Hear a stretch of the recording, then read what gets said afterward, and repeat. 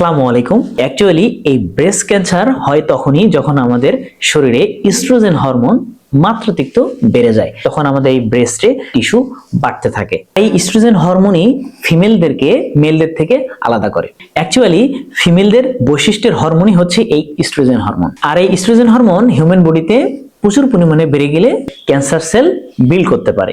শুধু তাই নয়, সকল রিসার্চ বলছে এই ক্যান্সার সেলগুলো বড় হওয়ার জন্য চিনিকে ব্যবহার করে থাকে। যখন আমরা ডে বাই ডে এই চিনি খাওয়া শুরু করি, তখন আমাদের রক্তে সুগার লেভেল স্পাইক করে। এর ফলে আমাদের ইনসুলিন হরমোন প্রোডাকশন হয় প্রচুর পরিমাণে। আর এই চিনিকে ইউটিলাইজ করার কাজই হচ্ছে ইনসুলিন হরমোনের কাজ। তবে আমাদের এই হিউম্যান বডিতে এই ইস্ট্রোজেন হরমোন বা এই ইনসুলিন হরমোন একই সাথে পুরোপুরিভাবে প্রোডাকশন হবে না। আর এই চিনির কারণে আমাদের চেইন রিঅ্যাকশনের ফলে এই ইস্ট্রোজেন হরমোন হিউম্যান বডিতে প্রচুর পরিমাণে প্রোডাকশন হতে থাকে। আমরা রেগুলার বেজে ডে বাই ডে প্রচুর পরিমাণে বিভিন্ন খাবারের মাধ্যমে চিনি খেয়ে ফেলছি। যেমন একদিন হয়তো বা আপনি আইসক্রিম খাচ্ছেন, চকলেট খাচ্ছেন, বা কোল্ড ড্রিঙ্কস খাচ্ছেন, বা বিস্কিট বা চানাচুর, এগুলোর মাধ্যমে আমাদের হিউম্যান বডিতে প্রচুর পরিমাণে চিনি ঢুকছে, কিন্তু আমরা এই চিনিকে ফিজিক্যাল অ্যাক্টিভিটির মাধ্যমে বার্ন করছি না।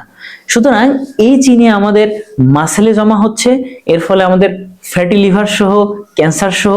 এবং এই চিনিকে বার্ন করার জন্য যে কোনো রকম এক্সারসাইজ আপনি করতে পারেন। তবে হ্যাঁ, অবশ্যই আপনি স্বল্প পরিমাণে চিনি অবশ্যই গ্রহণ করতে পারেন। তবে অবশ্যই আপনাকে ফিজিক্যাল অ্যাক্টিভিটির মাধ্যমে এই চিনির প্রপার ইউটিলাইজ হিউম্যান বডিতে করতে হবে। আর এই চিনিকে হোয়াইট পয়জন বলার সবচেয়ে বড় কারণ হচ্ছে আপনার সামান্য পরিমাণ মন খারাপ থেকে শুরু করে ক্যান্সারের জন্য দায়ী হতে পারে এই চিনি। সুতরাং আমাদের অ্যাওয়ারনেস বাড়াতে হবে, ফিজিক্যাল অ্যাক্টিভিটি বাড়াতে হবে এবং সুষম খাবার গ্রহণ করতে হবে। সবাই ভালো থাকি, সুস্থ থাকি। Thank you so much.